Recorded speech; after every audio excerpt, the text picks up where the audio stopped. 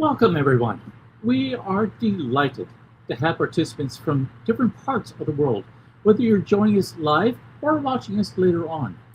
Thank you, though, for being with us for another session of the Spiritism Talk series promoted by the United States Spiritist Federation, held every Saturday at 11 a.m. Eastern Time. It is my distinct pleasure to host today's talk, presented by Rejane, who will be speaking on the topic the conscious expression of mediumship. So let's give Rejane a very warm welcome. But before we begin, please allow me to briefly introduce her. Rejane is an electrical and nuclear engineer with a master's degree in nuclear engineering from the Military Engineering Institute in Rio de Janeiro, Brazil. Since 1989, she has lived in Austria. An International Atomic Energy Agency retiree. For 27 years, she worked at various positions in nuclear energy, nuclear safety, and security. A writer and poet, she has contributed articles to several Brazilian Spiritist magazines, among them Presença Espírita, Revista Internacional do Espiritismo International, Momento Espírita, and O Reformador. She is also co-founder and vice chair of the Association for Spiritist Studies Allan Kardec. Please feel free to send your questions at any time during the presentation using the chat window. Rejane has set aside time at the end to address your comments and questions. Rejane, the floor is yours. Thank you. All that you said is my past life. My current life is to be a happy granny, taking care of kids and studying this beautiful doctrine that is the Spiritism. Sometimes teaching, sometimes doing other things. But thank you for the opportunity to share some of my thoughts with you. Today, we are talking about the conscious expression of mediumship. Mediumship is well known, I think, for everyone, is the capability of communicating with spirits, with the other side of life, because life is not only the reality, the tangible things that we experience here on earth, but something bigger and broader than that.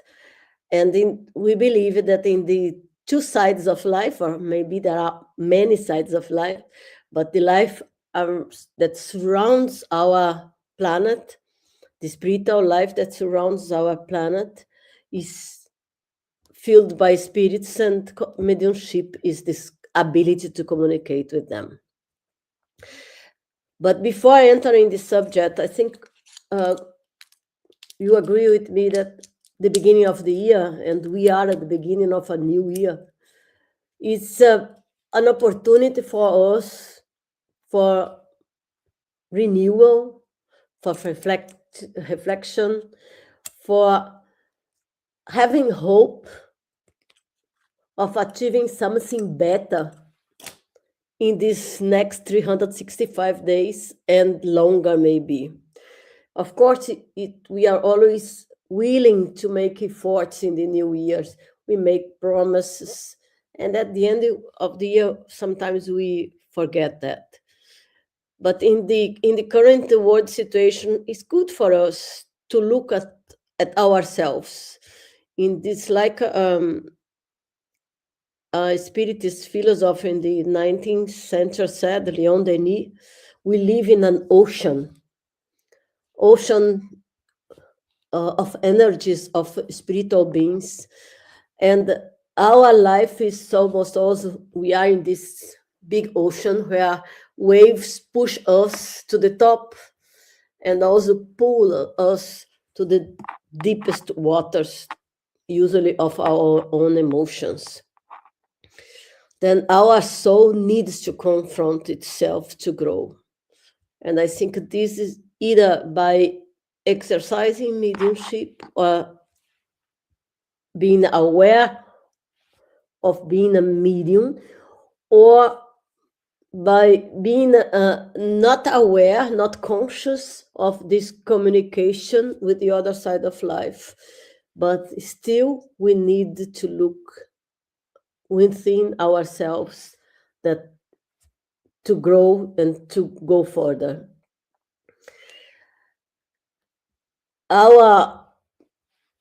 To grow further, to grow, in my view, is essential to our well-being. We need to be aware of this constant interaction with the beings who live with us and those that we see, our companions, our children, grandchildren, the community we live in, but also those who we usually don't see. This is why I'm referring to the communication with spiritual beings. I don't like much this word disembodied beings, and I'm not sure if it's widely used in English. I don't like much. I prefer to say spiritual beings. We are all spiritual beings, but we are incarnated or in a body. And those who we don't see are then the disembodied beings. That I don't like the word, but that is true. We don't perceive them, or they are not perceived by everyone. However, throughout the history of humanity, the human beings have experienced contact with the transcendent and with the invisible world. Over the last 2 millennia, many have denied its existence, but they are there. It has the existence of a spiritual world, or the spirits, has been manifested throughout history in all over the world. We can find evidence of mediumship in the primitive cave dwellers, in the ancient civilizations such as the Egyptians, or in the Eastern civilizations, the early Christians in Greece and in Rome. And although when we come to the Middle Ages, we enter in a kind of shadow. That means they try to eliminate the communication with other souls from the history of human beings, or at least to eliminate those who could communicate. But there is no way. We've been, I believe, liberated from this dark influence with the Illuminism, and in the 19th century with when Allan Kardec, who was a scientist, an educator, a professor, studied and analyzed the phenomena of not only mediumship, but apparitions of spirits, manifestation of spirits, mediumship, and so on. And left for us 5 interesting books to learn more about. That means we cannot deny that there are communications with spirits. And today, I think we can talk about that quite free, because we have plenty of books. There are many movies on TV or Netflix, whatever. Social media posts on the subject are spreading in the Instagram, Twitter, whatever you use. That means one cannot deny the communication with the other side of life. However, every one of us experience this communication in different, or the influence of spirits of other or of souls that are not in body like we are, in the material body like we are, in some degree, in different degrees. Sometimes it's just that intuition the need to talk, for instance, the need to talk to someone dear to us, and we text or we call, and the person on the other side of the line say, I was just thinking of you. How many times do you experience that? I'm sure that each of us has experienced some intuition like that, a light feeling of someone wants to talk to us. Sometimes also it's an urge to do something that we really didn't think about. It could be also an inspiration from other souls. And this is why we need to know who we are to distinguish this intuition, the inspiration, the intrusion in our thoughts of those of other souls. Of course, we are under influence of each other constantly. When we live in communities, we cannot live alone in a cave in the mountains. We live in towns, and for as energy beings that we are, emotional beings, sentimental beings, our energy interact with each other, and it means that we influence each other. Also as embodied souls, as souls that live in this body. But also we receive and we influence other souls, souls that are not in the material world, but they can manifest in this world. Some of us are not aware of this influence. Some others use consciously their ability to communicate and are mediums and are declared mediums. Sometimes this runs in the family, and it's very common to hear, oh, my mom is a medium, or my granny was a medium, and I also have some ability, some mediumship ability. Life is a rainbow, isn't it? And mediumship also manifests itself in various shades and nuances. How the spirit of Viana de Carvalho is, he was also an electrical engineer, lived in the 19th century, beginning of 20th century in Brazil, in the South Brazil, although he was from the Northeast.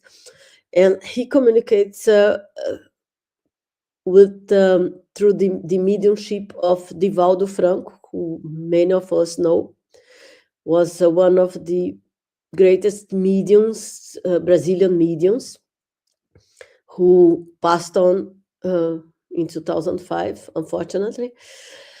But Viana de Carvalho says that mediumship is a paranormal record that is inherent in human beings, similar to intelligence and reason.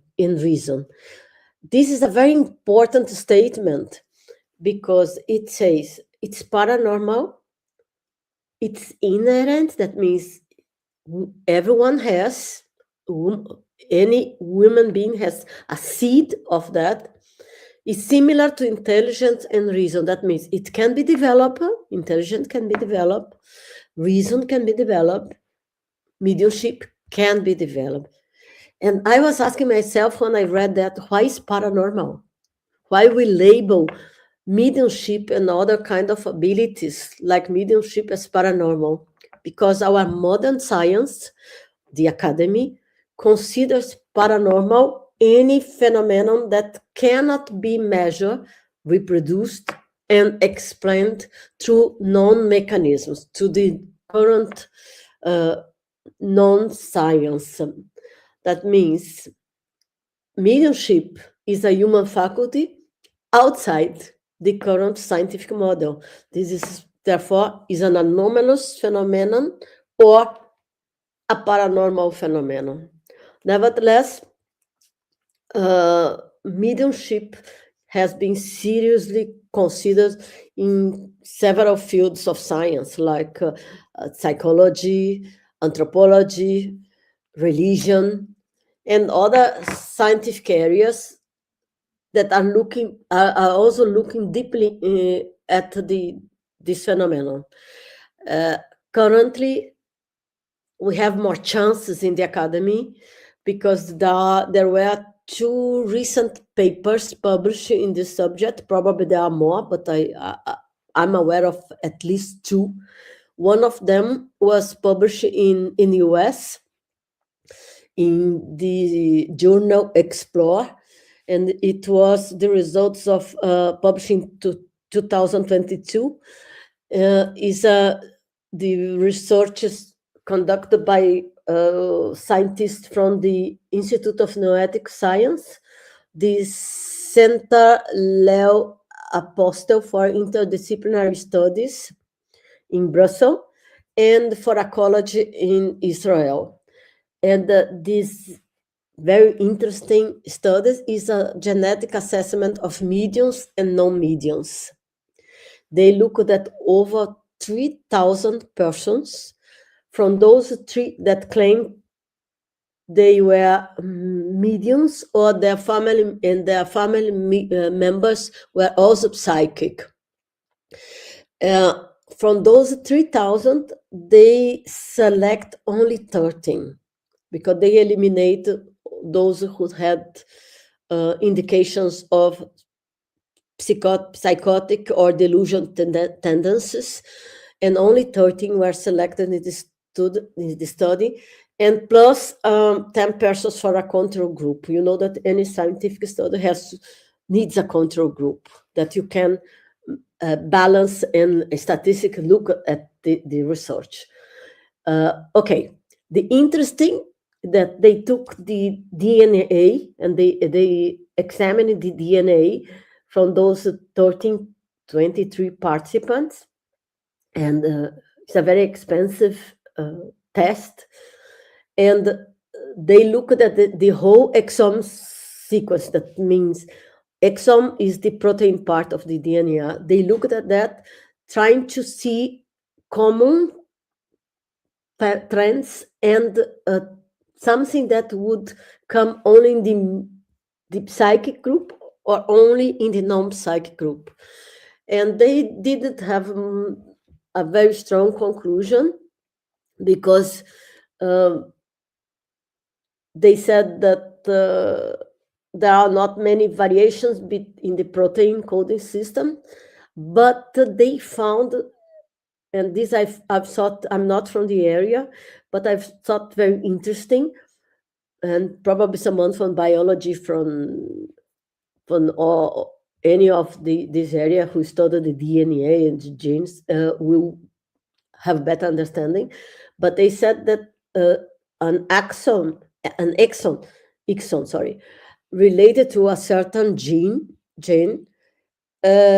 showed highest RNA expression, and this gene appears to be in more quantity, if you can say that, in the brain, in the endocrine tissue, and in the muscles. But interesting, this was found in the non-psychic group. And then what they say is that more research needs to be done.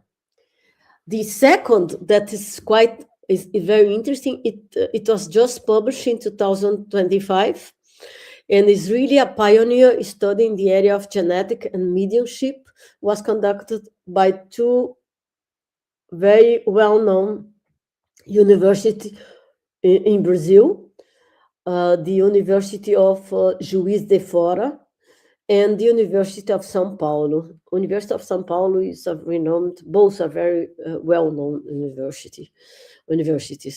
And the results of this study was published in the Brazilian Journal of Psychiatry. They also sequenced the exomes. I'm not sure if you say in English exomes or exomes. I apologize for that. And from 54 mediums, and compared to non-mediums, 53 non-mediums. Those 53 non-mediums were first relatives of the mediums. and they identify 1,000 of variants unique to the mediums and highlighted 33 genes of interest. This is what I can summarize for you about these two scientific research. But why mention it? Because from the 19th century study of Kardec, we are evolving now for trying to prove, or with a hypothesis, because any scientific studies starts with a hypothesis that mediumship is organic, is biologic, is physiologic, and try to understand that, and try to understand if it's genetic inheritance. It's very interesting, but it's not the only topic of our conversation today. It's good to understand and good to know, because it's a kickoff in the area of mediumship and genetica, two pioneers studies. And let's hope that more people get interested in that. Like I said, in the 19th century, the research was different. We didn't have genetic, but Allan Kardec, who codified the Spiritism, scientifically studied the phenomena at that time, and left the mediums book and the whole literature for us to understand the phenomena and to understand how this phenomena, because mediumship has not one side, has many sides or many facets, how it influences us and how we mediums influence the others. Then the first point I'd like to stress is that mediumship is a characteristic of human being. We develop this ability as we improve, like we can improve our intelligence and our vision, like I said before. And also through the mediumship, we can evolve. We can make our evolutionary journey as immortal souls quicker if we adhere to some ethics and to our well-being, and to enhance not only our well-being, but the well-being, contribute to the enhancement of well-being of the community where we live. Then, in fact, what the spirits have told us through several mediums is that the mediumship awakens in the human beings as an evolutionary achievement, as a tool for inner growth, and of course in our search for enlightenment and happiness. That is the end of our journey as immortal souls. I remember that Chico Xavier, or better the spirit André Luiz, in the book Evolution in 2 Words, noted that intuition served as the original means of exchange among people, enabling communication among any creature. He does say exactly like that, but almost like that. But the idea is that the intuition is the first stage of mediumship. It could act as a mental induction in feelings or ideas, thus influence progress, and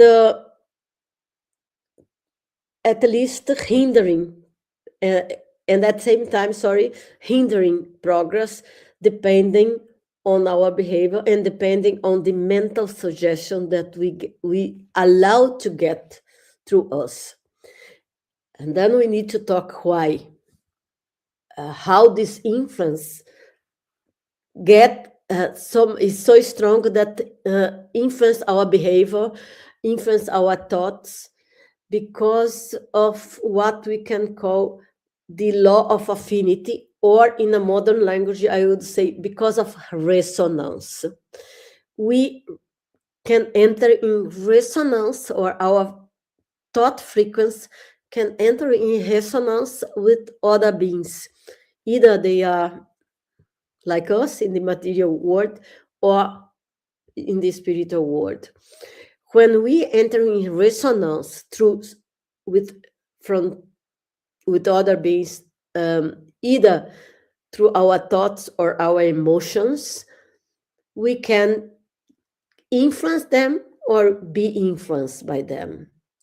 And then it's obvious that the good draw to themselves spirits already inclined toward improvement, while the insubordinated, rebellious person will attract those of similar temperament. I think it's a quite clear understanding. We attract those who we resonate with. Therefore, when we focus on the concept of goodness and how difficult in this world it is to focus on this simple concept, we as individuals may receive intuitive guidance from our spiritual friends, our spiritual benefactors, our spiritual protectors. They don't tell us what we should do. However, they can inspire us to make better decisions and to face life's challenges in a better way for us and for those who live with us. In the other side, when we are stubborn, when we allow irrational ideas of hurt, resentment to prevail, of what happens, we open the door to malicious intelligences that can transmit irritating or evil thoughts and ideas. These thoughts and ideas can exacerbate our moods and have harmful consequences for us as individuals or for our community, because we start behaving crazy or outside of this goodness that we look from, this ethical, moral ideal that we have. Another point, I said before that we can develop mediumship like we develop intelligence. How can we do that? Education ourselves. However, what we have seen is also sleep also contributes to the development of mediumship. When we sleep, of course, we benefit our physical restoration, our physical health. But when we sleep, we gradually practice partial detachment from our spiritual body. We leave the body, what we say, no? We can, by leaving the body, we let our material body laying in bed or during a meditation or whatever, and in the sleep we go out. And because we are, while in the everyday life, so worried with those small things that happen around us, we don't have the peace of mind to get ourselves free from those influences. When we sleep, we open the door, and if we have the ideal of living with ethics, with the moral of the gospel, we can get our spiritual guides to bring us, for instance, to receive lectures at the spiritual world, or to visit our friends at the spiritual worlds, to visit our dear one in the spiritual world. And then step by step, by being able to get out of the body, to get our views to broaden our views, to get more peace within, we can also develop our mediumship and also come back with more inspiration, moral support from those beings that are our friends in the spiritual world, and get rid of negative influences that drain our energy, that implant really harmful ideas, thoughts, or aggressions in ourselves. It means that gradually we develop, we discover, and we expand, develop our mediumship and psychic potential, making better choices, facing the consequences of our actions. When I say expand mediumship and psychic potential, there are quite a lot of experiences since the 80s, the 70s, with remote view, for instance. Remote view is a kind of out-of-body experience where you are aware of what we are doing, when you see what is happening around you while your body is in a stage of rest, let's say. However, coming back to these different forms of mediumship, we know that each person, each of us, is in some degree a medium, either because we receive intuitions from other spirits, or in a more substantial degree, we are mediums because either we hear the spirits, or we see the spirits, or we have other type of mediumship influence of other paranormal activity or psychic activity. Why I'm coming back to that?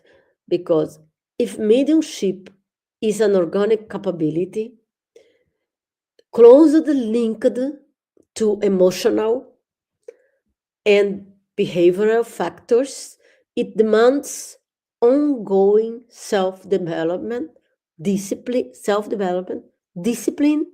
commitment. Consequently, the importance of moral education for any of us, medium or non-medium, is obvious. Considering that we are a spirit in evolution, what we come when we incarnate, I would say, with a baggage, with a box of a lot of different tendencies, trends of behavior, trends of emotional expression, sometimes with insecurities, other times with tendency to be sad, to be afraid in certain circumstances. We have the baggage, we carry the baggage of our past experience, and we cannot, some say, get rid of them. Oh yeah, that's not true. We can. How we get rid of this baggage that we don't need? Because we also carry another baggage, the baggage of our intelligence, the baggage of the baggage with our intelligence, with things that we did and experienced in past lives that turned to be good for us and for other people, the achievements we did in science, in education, in any field of the humans and the human science, or in the human society. We need then to increase or to enhance the potential we already have, we already develop, and at the same time look at this baggage of things that hinder us back. And one of the biggest problems we all have is what? The ego.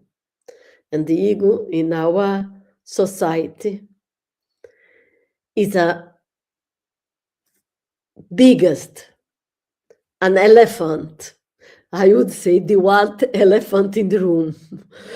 The ego, like our mentor used to say, Joana de Angelis, through the words of Divaldo Franco, she used to say that the lust of power is so much inside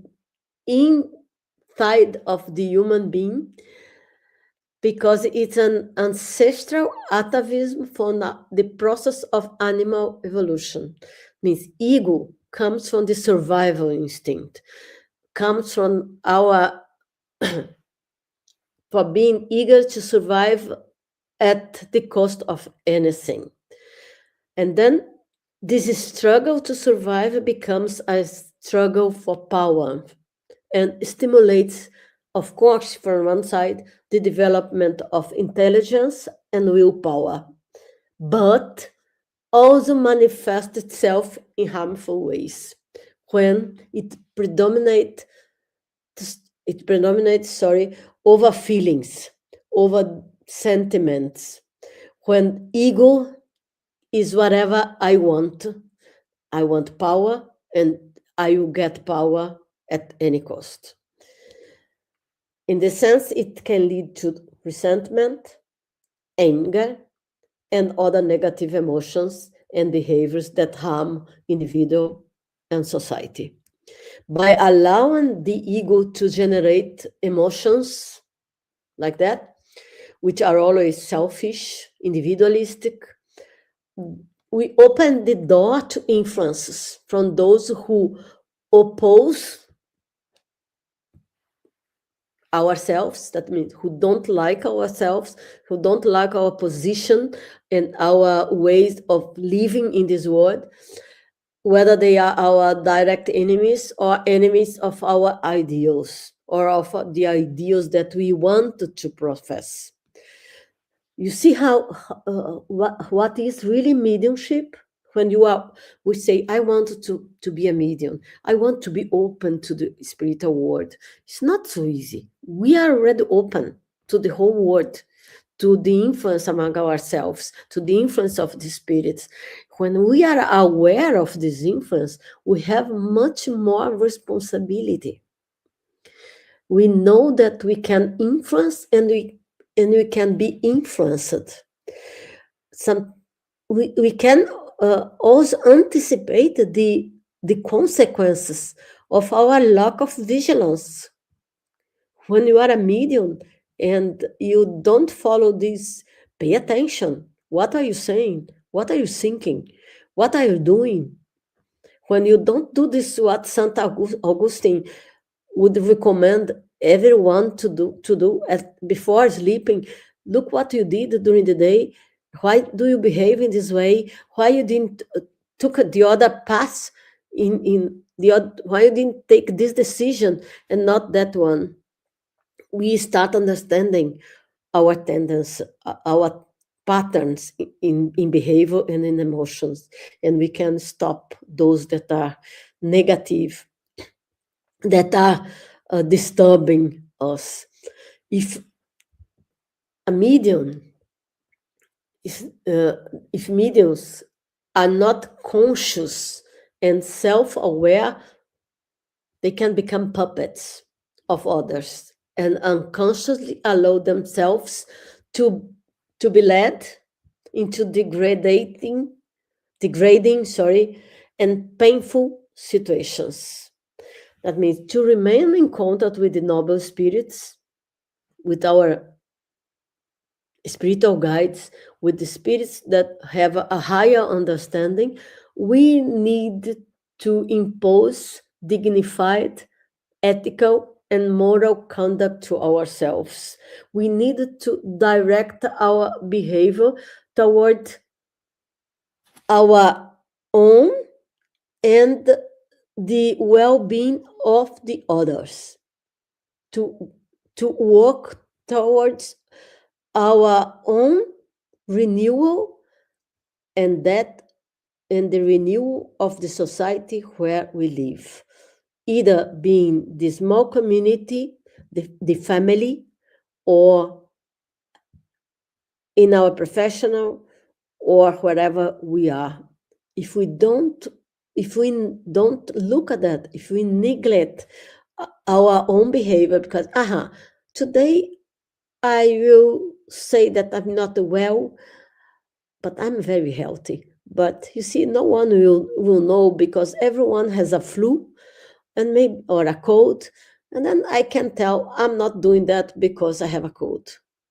It's what we call a white lie. White lies are lies. It's a tendency. I remember I had a friend when we were from childhood, and she loved to lie, to make fantasy about everything. Small things. We were 7, 8, 10 years old. The issue is that this lady continues doing that. And today she's a 60 years old who fantasizes, who build a fantasy world for herself that does exist. Harm for him, for herself. The other point I'd like to, we are just finishing in more 3 minutes or 5 minutes. The other point I would like to make is that the noble spirits are not at service of mediums' dreams, desires, or pleasures. When the desires or the pleasures prevail, they withdraw.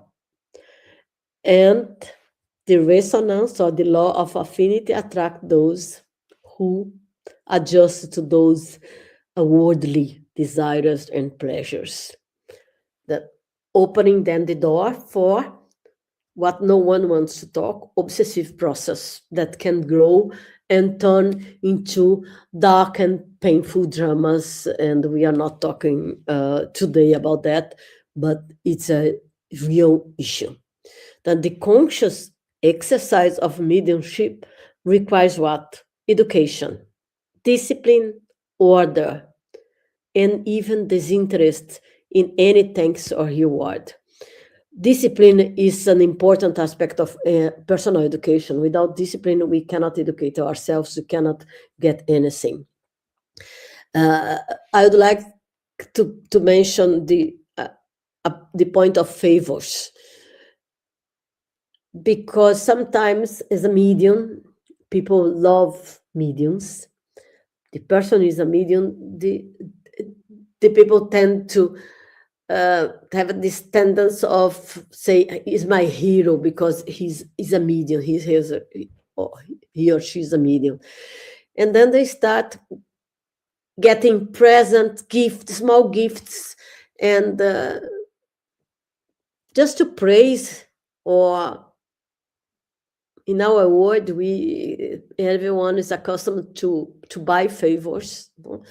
Then people tend also to give small gifts in a way to pay for the service rendered. And then mediumship quickly becomes synonymous of merchandise. In fact, anything that feeds pride is harmful to the medium, because are indirect favors that distort the mediumship practice. For us, mediumship has such a value that cannot be paid. On the contrary, we as medium serve the humanity and serve ourselves. And when we start getting indirect favors, it's a good path for what we call fascination. That means getting so proud of ourselves that we start ignoring the rest. For this reason, education of those mediumistic forces is a very lengthy and long process. And we say, we are a medium. Divaldo Franco, for instance, was a medium that the whole his life, since he was 4 till he was 98 years old. And what the spirits through the these noble mediums have said it is the education of mediumship forces, the mediumship forces, sorry, is a lengthy process because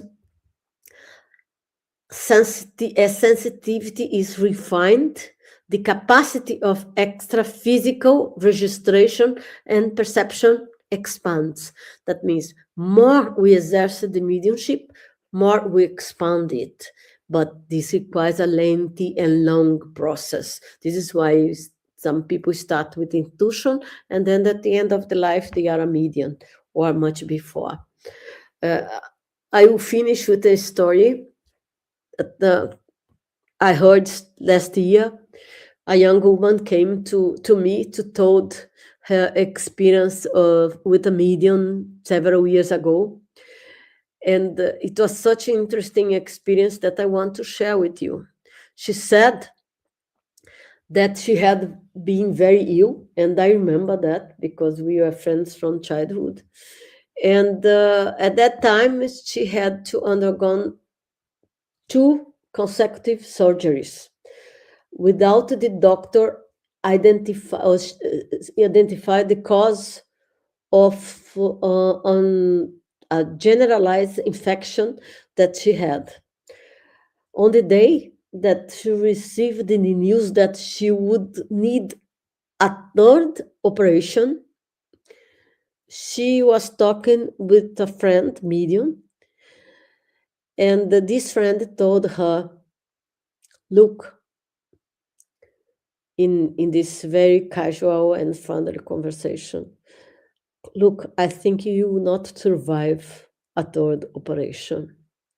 Of course, my friend told me she was so got that so how will say, deeply inside, that she didn't know more what to expect. She said, okay, leave without the operation, I cannot, and leave with and after the operation, maybe I will also not leave. We can understand the stress that this medium brought to this person, how upset, extremely upset she was with this news. And the medium just said, why I'm telling you that? You may be thinking, because as medium, we needed to be conscious of what we do, what we say. Because sometimes we get news that we think we should say, but we should not. Knowing what we can do and what we cannot do, or we should not do, or we must not do, is very, very important. And we can only understand the difference in what we can and what we cannot, or to should and what we shouldn't, what we must and what we mustn't, when we know ourselves, when we understand what are the communication we are getting. Divaldo has many, many different stories about that. But one of the stories that I remember he telling us, that once he was giving bioenergy, what we call PACES in Brazil, to someone that was very sick, and he was so happy because the person looked much more energetic, and one of his spiritual guides told him, oh, he's getting better, he will get better.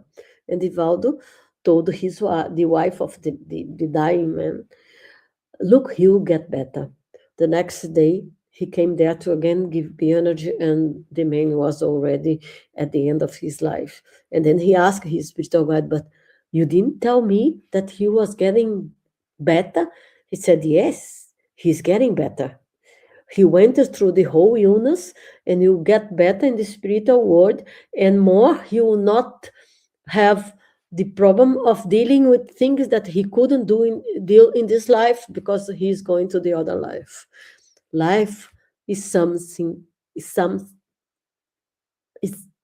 bigger, so great, that we don't grasp his mysteries. And mediumship that is neutral, in nature, is physiological in nature, should be treated exactly like that. Something that we learn, we educate, like we educate our intelligence, like we educate ourselves. And this is what I would like to share with you today. We could talk much more here, but to finalize, don't forget to love. The experience of the psychology of love is what turns us to better human beings, and it's what will contribute to the development of our society. Not the society that we are living today, but being a small light, a small seed of light in this society may contribute to a better society in the future. I thank you for listening to me, and I hope we can discuss a little bit and maybe, exchange some thoughts, more thoughts about that. Thank you so very much, Rejane, for sharing your insightful reflections with us today. Please, everyone, stay with us for the Q&A session, which will begin shortly after a few announcements. We invite you to follow us on our social media channels, as you see on screen, to stay updated on upcoming events and activities. And don't forget to visit the USSF bookstore at spiritisbooks.us, where you'll find a wide selection of Spiritist books, including several exciting new releases. If you work with Spiritist youth or are interested in educational resources, be sure to explore the Family, Youth, and Children's Spiritist Education, FYCSE website at spiritismkids.us, where you'll discover excellent materials and ideas for youth educators. And please take a moment to check out the Be My Hope app, which offers inspiring daily messages to uplift your spirit. It's available for free on both the App Store and Google Play. So let's now turn our attention to your comments and questions. There's still time to send yours in, so please feel free to share your thoughts. So the first is from the U.S. Spiritist Federation. Is mediumship only active during our wake cycles or also during our sleep cycles?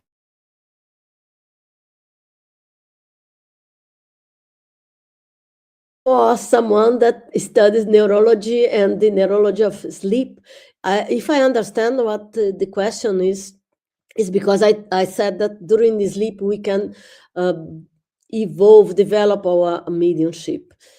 The mediumship is not something that we are doing in the spiritual world. It's not what I wanted to say. What I want to say is that the fact that we are out of body and we visit the spiritual world as a person, it easiest the way it make easiest to develop the psychic ability, because we are practicing a psychic ability that is going out of the body. I'm sorry if someone misunderstood. Thank you very much for that. And from Daniel Santos, what is the difference between mediumship and animism in a conscious state? Very interesting. I think this is the question of everyone who starts educating its mediumship. We get that quite often. Animism was a term used by a psychologist, a Russian psychologist, Gurdjieff, to define the psychic abilities that we have. Mediumship is the communication with spirits. We can say that it's also a psychic ability, but it's a very specific ability. Animism is all the other abilities that we do have. Telepathy is animism, because it could be bringing from our subconscious past life knowledge is also an animism. And during seances, it's quite common when mediums starting educating their mediumship to that those how you say that in those facets of our own soul will come to the surface. That means something from the subconscious mind will come to the conscious mind, and it can come as a communication from the spirits, but it's a communication from the own soul, from our own soul. I think it's not difficult to understand. We are a spirit, we are a soul, and we have our baggage, as I was saying. This baggage can surface like in an iceberg. What is in the deep waters can come to the surface, for instance, in a seance. This is in few words, the difference between mediumship and animism. But please, if you have something, if you communicate to us and you think that is from your own soul, that matter. With the practice of mediumship, we will develop further, and the spirits will communicate through you. Mediumship is practicing. It's not hiding it. It's practicing and being free, being confident, trying to establish this bridge with the high spirits that will support us. Oh, wonderful. Thank you. And from Spiritism USA, how does a medium's intellect and culture limit a spirit's message in conscious mediumship? When conscious mediumship means that we are using the full ability, at least is how I understand. Of course, our culture, our intellect influence our mediumship in itself. But the message of the spirits, it will be filtered by the medium capabilities. However, what we are today is different what we were yesterday. And sometimes I'm here living in Austria, fighting with the language, with German, sometimes English, as you can see here. But maybe in another life, I spoke perfectly English or German. And therefore, a spirit can communicate using this ability that I had before and communicate in English or in German or in Japanese or in Chinese. It is an example of how fine and how complex is also this ability and this mediumship exercise. Excellent. Excellent. Thank you. And from the U.S. Spiritist Federation, what differs mediumship from intuition? Difficult, huh? Very difficult. The intuition is the beginning. Sometimes the intuition comes from the spirit, and then the mediumship starting to manifest. But the intuition can be even from another soul that is living in the body. For instance, I think I have a good example. When my mother was alive, we used to talk every day on the phone. Of course, in the last 20 years, before 20 years, it was quite expensive. We couldn't do that. But we used to talk very much. And then I almost knew when she was calling or when I need to call. It was mediumship? No, it was communication between two minds that loved each other. It's mediumship can be intuition. Intuition cannot be mediumship. Understood. Both things are true. Oh, very good. Thank you. And from TVCEI, how do we separate our own conceived thoughts from spiritual community? Look, I'm still trying. After 30 years of rational and awareness, conscious expression of mediumship, I'm not such a high medium. I'm just a normal one. I'm still learning. And Divaldo Franco used to say that he was still learning mediumship after all the 70 or 80 years of practicing. Very difficult to separate our own thoughts from the spiritual communication. However, we practice, we pay attention to the patterns of our own thinking. If I don't like, and I would say a very simple comparison, if I don't like to eat sweets, how sometimes I want so much a chocolate? It's not mine. That is not a good example because I love chocolate, but it's an easy example for you to understand how the need of separate what is what we want, what we are, from what comes from the other. It's exercise, it's practice.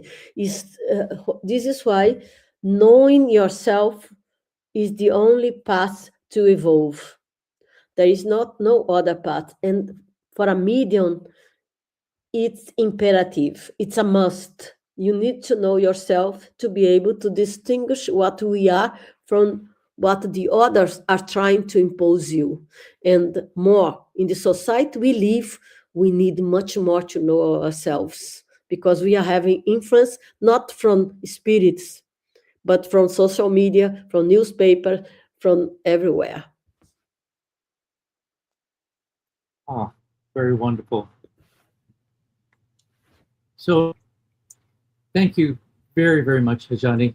And heartfelt thanks to everyone who joined us for today's live talk, as well as those who regularly follow our weekly Spiritism Talk series. Your continued engagement is truly appreciated. We invite you to join us next Saturday at 11 a.m. Eastern Standard Time for our next live session, where Luis Lima will be exploring the topic Procrustean Solutions. We look forward to having you with us. Rejane, before we close, would you please share your final remarks and then lead us in the close prayer?